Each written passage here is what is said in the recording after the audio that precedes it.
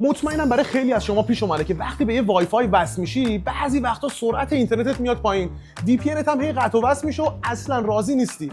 میخوام تو این آموزش برای اندرویدیا، اونایی که گوشی‌های سامسونگ و شیائومی دارن، یه آموزش خیلی خفن و کاربردی بذارم که سرعت وای فایشون خیلی بالا بره، امنیتشون هم خیلی زیاد بشه و لذتش رو ببرن، وی پی انشون هم به این سادگی قطع نشه. پس همین الان این ویدیو رو ذخیره کن تا گمش نکنی. بیا تا آموزش رو بهت بگم.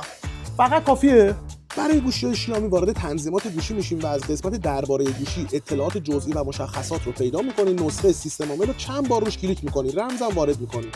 گزینه توسعه برات فعال شده و تو جستجو پیداش می‌کنی. واردش میشی و از اون قسمت تیتر شبکه رو پیدا می‌کنی. نوشته شبکه. این دو تا گزینه وای فای باید حتما روشن باشه. توی گوشی‌های سامسونگ هم وارد تنظیمات گوشی میشی و از قسمت درباره تلفن اطلاعات نرم افزار رو باز می‌کنی، شماره ساخت رو 7 بار کلیک می‌کنی. حالا گزینه توسعه دهنده برای شما هم فعال شده که پایین منو قرار میگیره. واردش میشی و اونجا تیتر شبکه رو پیدا می‌کنی. مثل گوشی‌های شیائومی این دو تا گزینه وای فای رو فعالش می‌کنی. من دو تیفونم کلی ترفند خفن موبایلی تو پیجم برات دارم. ساچ وقت